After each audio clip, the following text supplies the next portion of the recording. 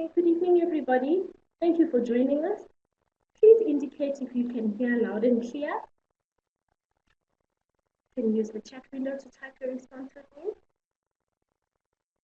Lovely. Thank you, Tash. Sam and Matadishi, can you hear?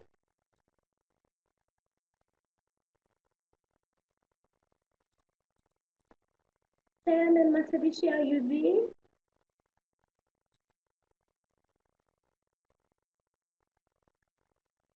Okay, anyway, we'll continue. Herman's here tonight and he'll be taking you through the paces of the World 301 online tutorial, helping you prepare for your upcoming project submission. Thanks again to everyone for coming, and thank you to you too, Herman. Over to you, Herman. Okay, thank you, Genevieve, and welcome to you. I hope that you are going to find the session useful. As you may know, having attended or watched or listened to previous sessions like this, you have the option of asking questions by typing your questions into that dialog box in the left-hand top corner of your screen. So at any time when you need to ask something, simply type your question into that dialog box. So what is the idea with work integrated learning? Why do we have this kind of module? Could I ask you if you have any idea about the reason for having this module? If you are willing to share it with us by typing in a response in the dialog box. What do you think? What is the main reason for having this module as part of your program?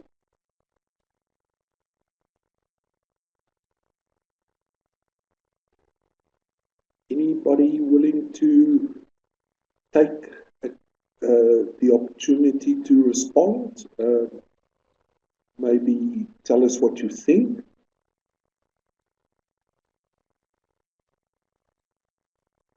Okay, it looks like everybody, or it looks like most people are a bit shy. So I'll try and sum it up for you. Okay, I see Dash is going to have a go. Thank you, Dash. Let's see what Dash thinks about the reasons for having this module as part of your study program.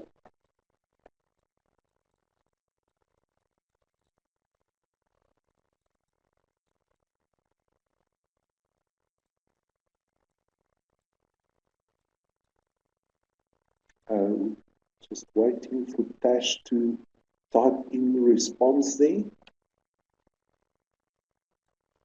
Anybody else feels like making a contribution regarding this question? Then you are welcome to type in a response there.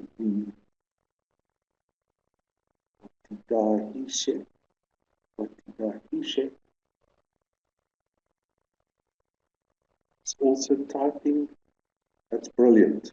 Thank you for participating. I appreciate that.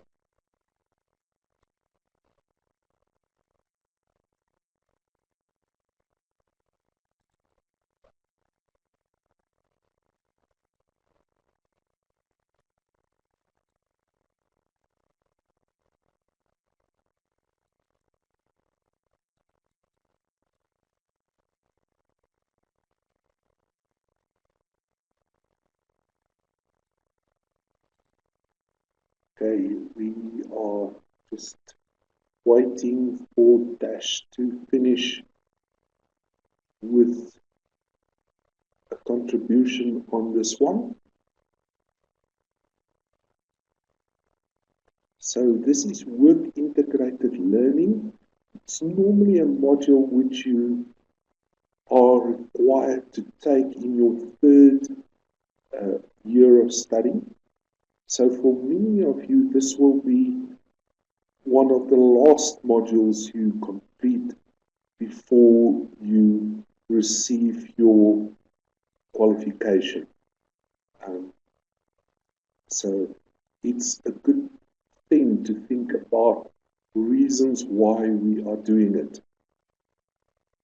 And Dash is typing there for us.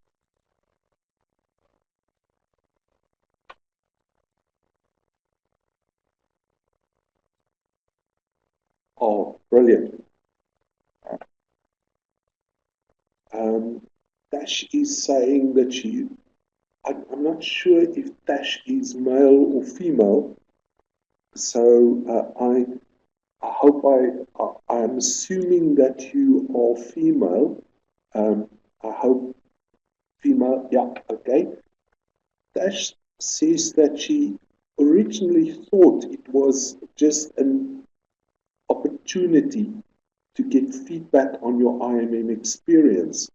But now that she has had a better look at what is required for this project, she understands that it's an opportunity for application. And that is, I think that's a beautiful summary of what this is all about, an opportunity for application. Let's look at the first slide here and read through those points with you.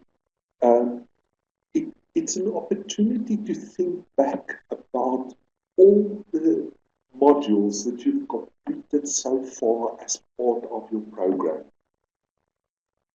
You will see that if you start thinking back about what you've learned, all the modules that you've completed, and you give it enough time to reflect on that, you will see a clear picture emerging of how modules fit together in terms of first, second, and third year. For example, business management 1, 2, and 3, how these modules flowed into each other over the 3 years. But more importantly, perhaps, you will also be able now, as you come to the end of your studies, to perceive the links between different module streams. For example, how the business management related or relates to the marketing, how the business management, the marketing relate to business communication, for example. It's only when you think back about this and you actively reflect on it that you start realizing that there's a bigger picture which emerges. It's almost like when you look at an impressionist painting. When you stand too close to the painting, it's not possible always to understand what goes on in that picture. You need to have some distance between yourself and the painting, and then the little dots of paint start forming a picture. And this is what we hope we will achieve with the work integrated learning module. An opportunity for you to reflect on various concepts from different modules and to see how these interact, relate, and converge into the overall idea of being a good marketer. It also allows you an opportunity to apply concepts that you've studied to the workplace idea or the workplace situation. It is common knowledge that employers are often saying that people come from university after completion of a qualification, but they don't seem to be able to apply that theoretical knowledge to their advantage and to the firm's advantage in the workplace situation. And it's understandable because in studying for the qualification, you are inclined to think only in terms of the theory, and you focused on memorizing theory, memorizing models, frameworks, concepts, and there's not really an opportunity for applying these things because at the end of the day, studying is a meaningless exercise if you don't make use of the knowledge that you've accumulated. So this is an opportunity for you to start this process of applying knowledge in the workplace situation. Hopefully this module also makes you aware of the great value there is in reflection. The other interesting thing that one notices when you read research on this thing of newly qualified people entering the workplace, you will often see that researchers say that it is obvious that people become so obsessed with finishing tasks that they never take the opportunity to reflect on what they've been doing, what they've achieved during a spurt of working on something, a project, or working towards an objective. And the art of reflection is extremely valuable in the management environment. That moment or moments that you take at the end of the day to just close your eyes, think back about what you had done during the day and come to some conclusions in terms of what you've done well, what you could have done better. The art and the act of reflection is part of this continuous learning spiral that is the hallmark of adult learning. And if you are able to reflect well, if you learn the art of reflection, you will embark on a journey of continuous self-improvement. The fourth point there, it opens the mind to the opportunities which can be created for exploring new options in the process of applying theory and theoretical frameworks. It is so common for a group of mature managers to be shown a theoretical model and to be asked to apply that to the workplace situation. And after they've done that, virtually all of them would come out and say, I've gained new insights as a result of this application of rethinking the theory contained in this model. So hopefully, after doing this module, you will think again about getting rid of your textbooks, and your textbooks will go with you to the office, and you will occasionally find the time to dip into the theory again. Think about it. Think about problems that you, or challenges that you are confronted with in the workplace, look for theory, because the theory and the understanding of the theory, which you've now achieved as you go towards the end of your study period, that is immensely valuable in helping you creating and understanding new insights, new understanding. Also, as a result of doing this module, you will get a more, what is the right word, a more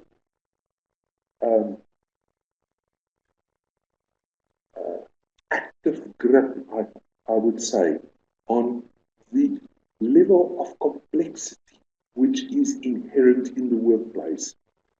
Workplaces of today are immensely complex. It has many layers of challenge, of cultures, of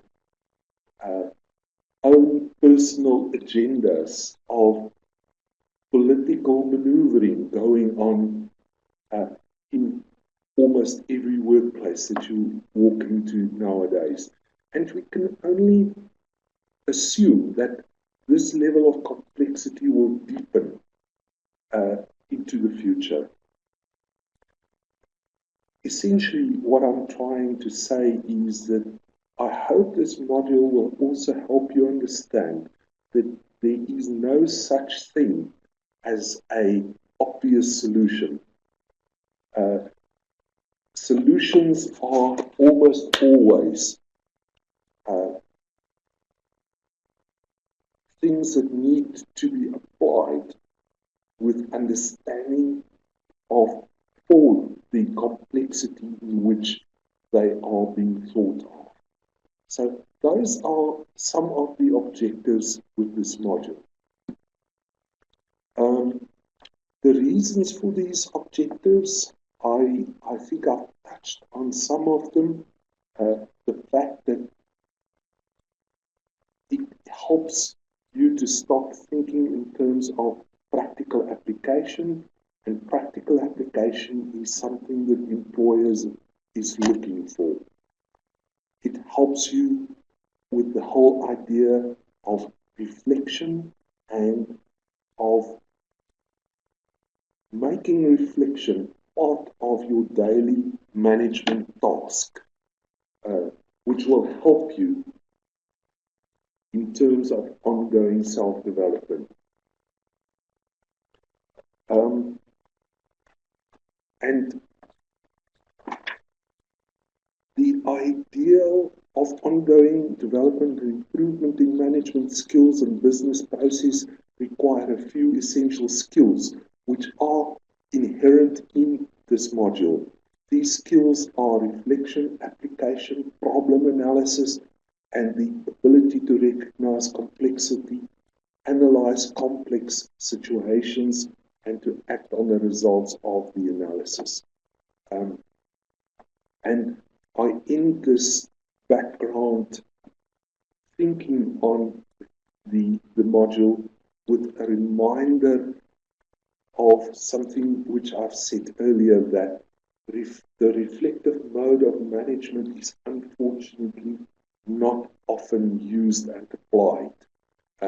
So if you could learn to practice this reflection as a result of the module, that would be really great. Let's go on to the next slide there. The project itself, I assume that all of you are aware of the submission date, the 15th of May 2017. If my calculations are correct, it's slightly more than 3 weeks from now. So that on that 15th of May, the submission must be done online before a certain time.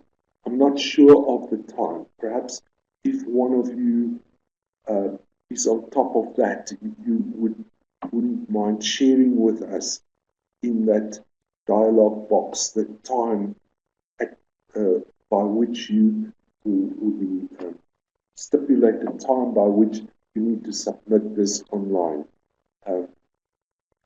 My advice is to not wait until the 15th of May.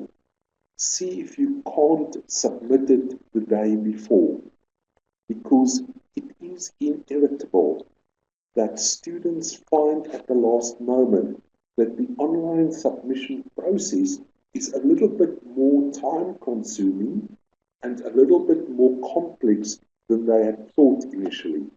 So Tash says she thinks that it's the normal 3 o'clock in the afternoon cut-off date. Just go and make sure about that. I'm not 100% sure. So make sure that you are aware of the time.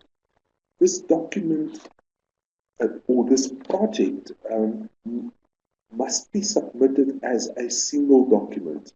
So you cannot submit part and then go back and submit the second part and so on. It needs to be one single document.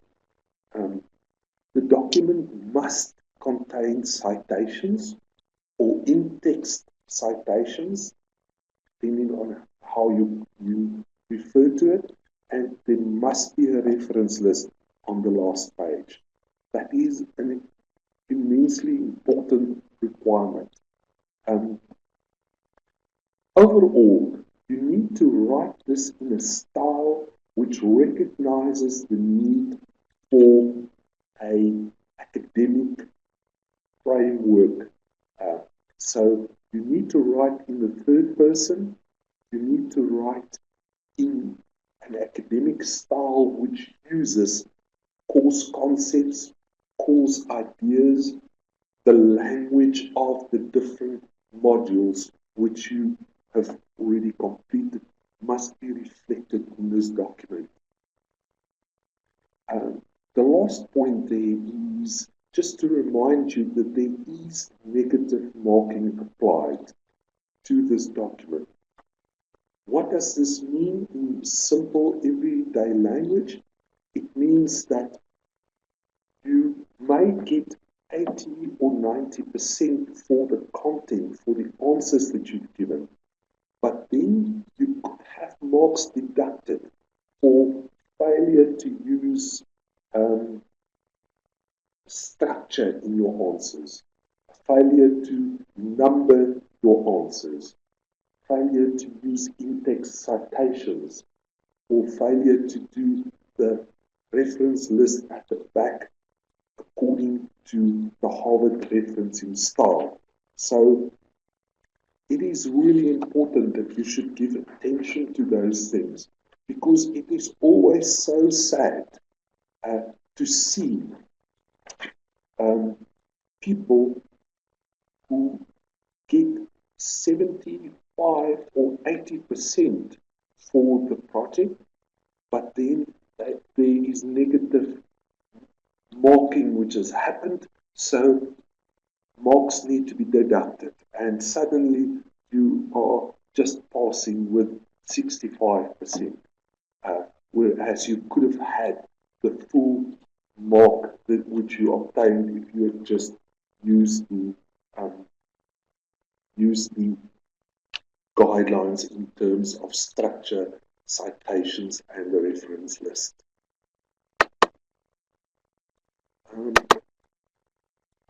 Let's look at the questions individually now. Question 1 is focused on getting you to design a CV. You need to go online and read, maybe go to a library, find a book on this, and see what the suggestions are for designing a contemporary CV. You need to do your own research. There's no prescribed material available on this. but there is definitely if you simply Google it, you will find that there is a lot of information available on the internet. Just remember that you need to reference your material, which you gain from all these other sources. You need to. There are subsections to the question, which requires you to look at theoretical requirements for a good CV. You then have to design the document yourself, and finally, in the third section of the answer, you have to reflect on what you have done and simply comment on things which you think you may still improve on in future in terms of this document, or things which you feel you've done really well in the document. So those are the sections of the CV project which you need to be aware of. One of the students phoned me a few days ago and said that she was going to just use an old CV which she is in any case using to apply for positions. And the idea is for you to exactly not do that, but to develop something new for this project. Just go through the process of drawing up an altogether new document. Ignore the one you already have and try and design a completely new document, because that will enable you to really experience the process of creating this document and of responding to the review section, which is the last part of the answer. Could I ask you if you have any questions about that one? Question 1, which is all about designing a CV. Any questions from anybody? Dash, thank you. Dash is typing question there. Let's give her a few minutes to do that.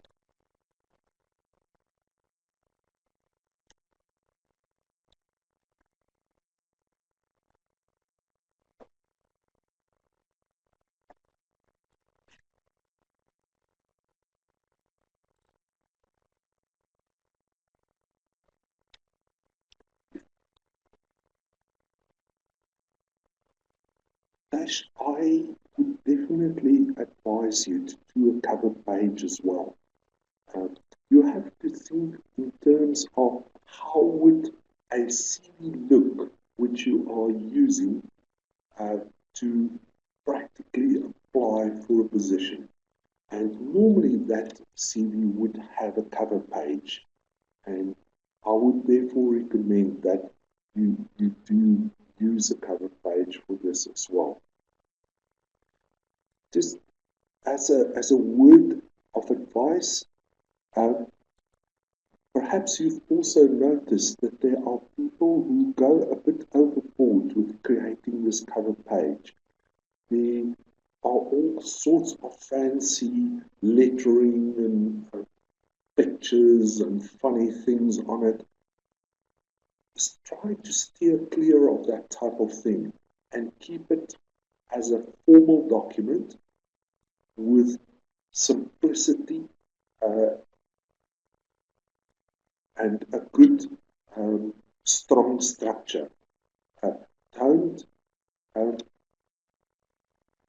try and stay clear of little pictures and all sorts of funny things which may distract the reader often, rather than improve the reader's perception of you, right? Dash, thank you for asking that question. Let's move on to question 2. In this question, we ask of you to describe your learning journey at the IMM. In other words, think back about what had happened to you over this period of time which you spent with the IMM graduate school. Your time of study with the IMM graduate school. Think in terms of what are the new things that I've learned? What are the interesting experiences I've had? And write the story into those sections around which the question is structured. Obviously, there's no right or wrong answer for this question. So how will the marker mark it? The marker won't be using a template or a memorandum to mark this. The marker will look for the deeper sharing of experience or experiences that you've had while you were studying. In other words, the marker will almost rely on the extent to which you are able to instill deep reflection in this answer. So this is going to be an interesting one for the marker to read. I hope that I'll be marking some of these because I think people have fascinating stories, and I hope that your time at the IMM graduate school was a fascinating time for you, and that you can reflect on it with recognition of the growth and the development which happened in you in terms of your knowledge, but also in terms of your personality and how your personality may have adapted over the years. What are your most important lessons that you take away from this study time? So it's more than just recounting your experiences. We hope that you will go for deeper reflection and for sharing some of the great moments, or maybe the not so happy moments that you had studying with the IMM. Any questions on that one?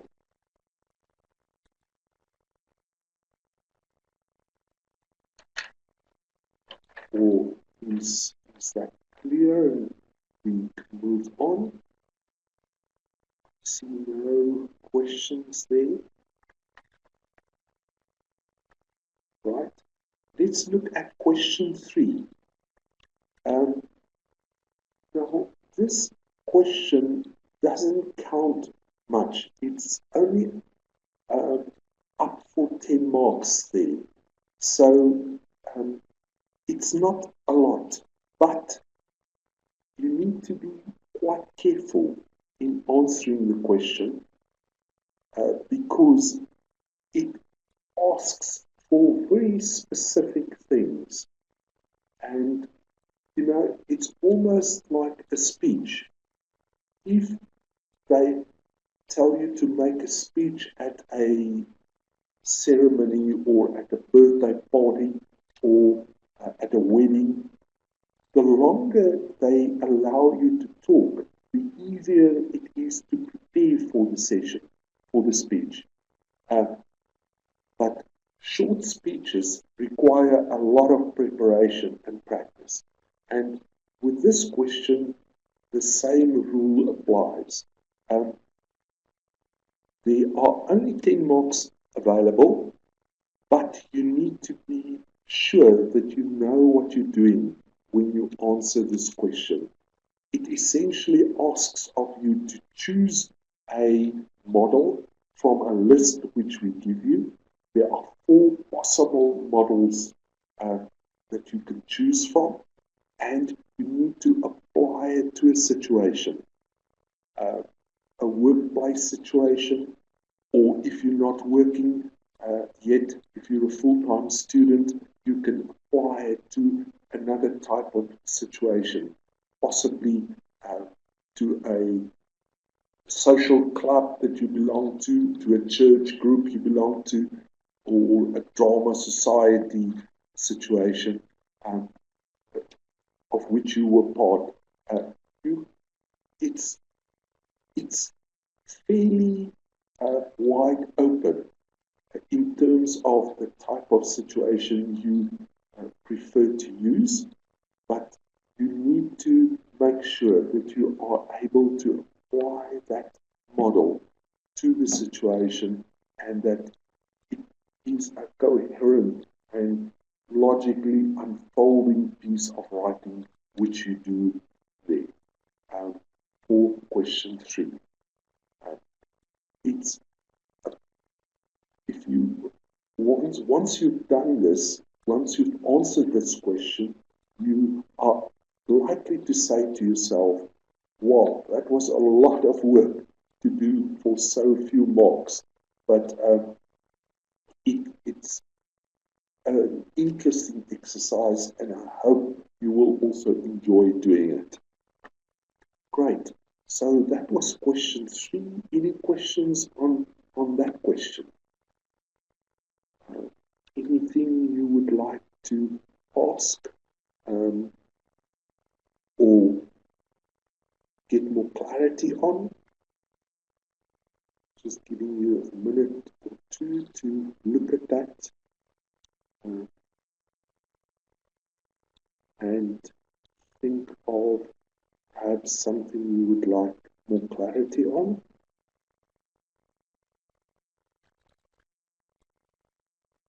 Okay, it looks as if most people are okay with that, and we can therefore move on to question 4, the career action plan.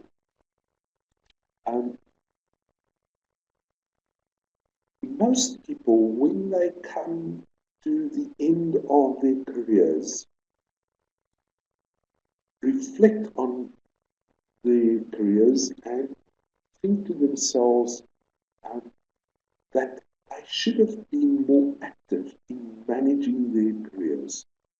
When you read a bit about this, about career management, you will see that people who write about this, people who have studied this as a subject, often make the remark that most people have their careers happening to them. And the right thing to do is actually to actively manage your career. It is such an important event in your life that you need to take control of it, and to take control of it right from the start. And with this question, we give you the opportunity to start thinking of your career as a series of definable successes which you want to achieve through the next few years, and to start working and thinking in terms of those successes, so that you do not go out there and find that somebody else is managing your career for you, that you become a happy and fulfilled person in your career, and that you enjoy the process of achieving one success after the other, one objective after the other. You could perhaps think in terms of what are the other qualifications which you want to achieve as part of your career plan. Are you perhaps thinking of doing the honours program by, let's say, the end of 2018 you want to have the honors as part of your qualification. All that type of thing which will help you in your career and will help you build a solid foundation and a future in your career. You need to think of when answering this question. You will see that this question carries the heaviest weight in this project. So there are 45 marks available to it, and we give you great guidance in terms of the content. We give you suggestions in terms of subheadings to use. We give you guidance in terms of what to put under these subheadings. So it could become a living document for you if you do it well. And if you do it with a longer term vision, with a longer term plan, and not only to pass the module, but make of it a career goal or instrument which you will be able to adapt, add to, and make part of your working life as you go through it. Okay, so that was question 4, which is the final question. So just to briefly reflect on the questions. Question 1 focuses on developing a CV. The second question is asking you to reflect on your learning journey with the IMM, the years that you've spent here, the semesters that you've completed here. The third question challenges you to apply a theoretical model to a real-world situation or event. And question 4 then is focusing on tools, frameworks, and techniques for planning your career into the future. So those are the 4 questions which you need to complete for this project. Just for interest's sake, can I ask you to just indicate how you feel about having to do this? Do you see and think of it as an onerous, boring thing, or do you think that there will be some value for you in completing this, some real positive outcomes, and not only in terms of your marks, but also in terms of your future? You are welcome to just type a comment, tell me how you feel. I'd really appreciate that.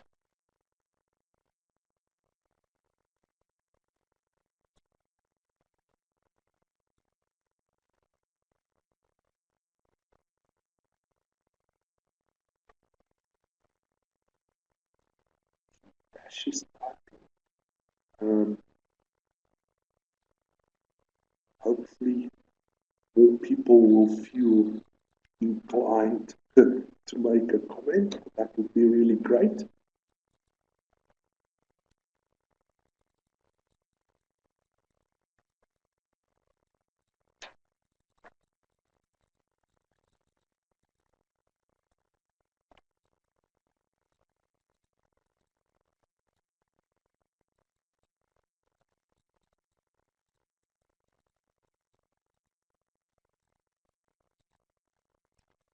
Bongani is joining in. Thank you for doing that.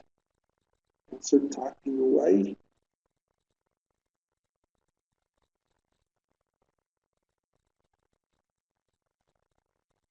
Okay.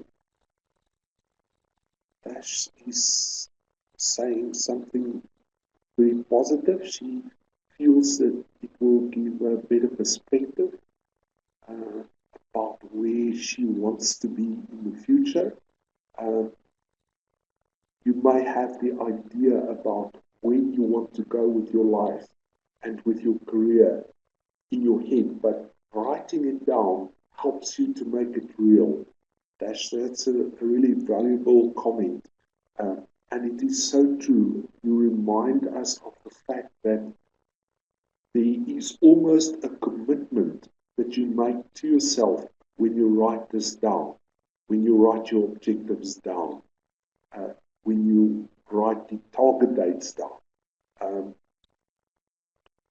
Bongani says that it looks like an interesting project, which is great, and it has a lot to do with career planning, journey planning. Yeah, exactly. Um, Bongani, now that you mention it, can you see that there is um, an aspect of looking back and looking forward in this project? You're looking back at your experiences, and hopefully uh, it will inform you in terms of your strengths, your abilities, your development areas, and looking at the future and how you will tackle these things.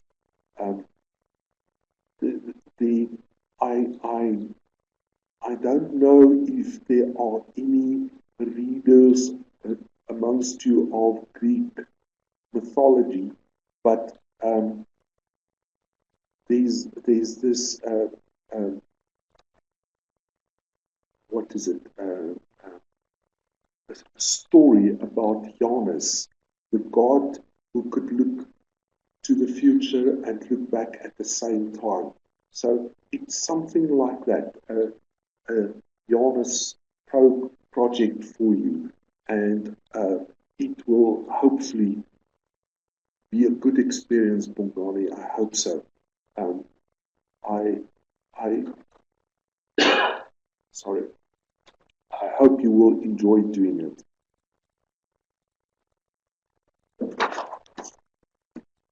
Um, I have, as the last um, slide there, a list of things which I would really like you to keep in mind in completing this.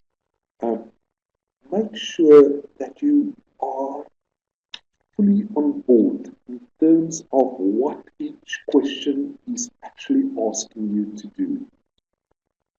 It, it always saddens me when I mark work which had been submitted for assessment, and I see beautiful writing, beautiful ideas, clear thinking, um, great focus, all of that, but the student is not answering the question. So the, the student does not score a good mark. Uh, you can only get marks for content which is in line with the question. So make sure with every question that you fully uh, on board in terms of what it is asking you to do. Make use of headings and subheadings. This gives structure and format to your uh, report. Remember that it is a basic requirement for academic material that headings and subheadings need to be numbered. So make sure that you do that for every one of the headings and the subheadings. Leave open spaces between paragraphs.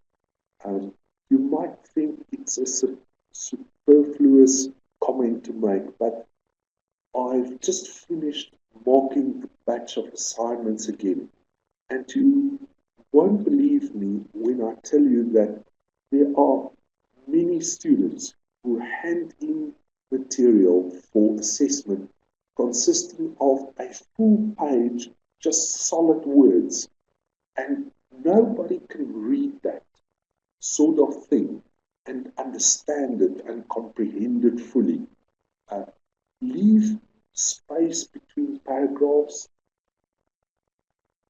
Uh, Keep in mind the idea of one major idea per paragraph, and keep the paragraphs short, uh, because it's simply easier to read. And you want the marker to feel that he or she is doing an easy job, uh, because it leads to better marks. Simply, uh, that's a simple fact. Um, every new answer on a new page, so question 2 shouldn't complete a page on which you end, on which you ended question 1. Make sure that every new answer is on a new page. In-text citations are very, very important. I already mentioned that in the beginning. Be mindful of that, please. And remember to give us a reference list on the final page. Your final page must always have as a heading the words reference list, not bibliography. For this, you are likely to just label it reference list, and the list then follows of the sources which you consulted for completing this project. Have a look again at the Harvard referencing style guide, which is available on eLearn under study support. Make sure that you get hold of that reference list and that you compile your or get hold of that document and you compile your reference list strictly according to those guidelines. Use spell check on your document. It is such a disappointment when one reads an answer and it is riddled with poor spelling. Make use of your spell check and make sure that as far as it is reasonably possible, you submit a document which is free of spelling errors. Avoid errors of syntax. In other words, grammar errors. If you have somebody who likes reading or who may be an editor, it's really worthwhile to give your document to that person to just go through and ask them to mark or point out to you syntax errors. Because I don't know if you've had the experience, I've certainly experienced it often, that you spend so much time with a document, working on it, that you become used to the flow of the sentences and the way in which the words have been unpacked, and you overlook the errors in it. So a fresh eye, somebody who has not seen the document before, can look at it and immediately pick up on errors which you have overlooked because you're so familiar with the document. And the last point there is just a repeat of something I said earlier, that negative marking is applicable to this submission. So marks will be deducted for failure to use citations, failure to use referencing notes or referencing, what's the right word, a reference list according to the Harvard referencing style, failure to use commas, headings and subheadings, and so on. Make sure that these basic things are in place, and you could be sure then not be possible for the marker to deduct any marks anywhere. That is a quick run through the project, a quick look at the questions. There will be another session like this as we get closer to the submission date. On the 2nd of May, I will do another session like this one with a slightly different focus, but essentially with the same underlying message. So if you want to have another look at this, share another session with me on this, the 2nd of May will be an opportunity for you to do so. This particular session, which we had tonight, will of course be made available on the module website. You will see it there in a week or so. So you can go back to it, look at the slides again, listen to the audio again. It will be made available there. That's been the end of my story. Do you have any questions or any comments? I'm going to give you a few minutes to type up questions and comments if you feel like it, if there's something that you would like to have clarified.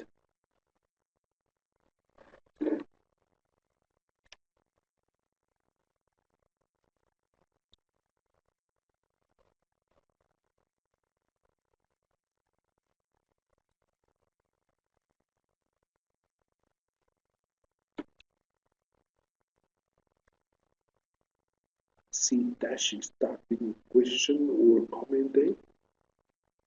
Okay, thank you, Dash, for positive feedback. Thank you so much to you for participating so diligently and with such good positive energy. It was great to have you in the group. Thank you very much for that. It looks as if there are no further comments or questions.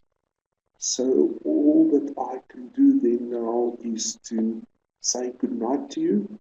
Thank you very much for taking time off to attend the session, and I wish you every success with this project, but also with the upcoming exam season. I hope it goes very well for you. It is a time of nervousness, tension, and some anxiety, but I hope that you will be able to look back on it with positive feelings and with good results. Thank you, and my very best wishes to you. Good night.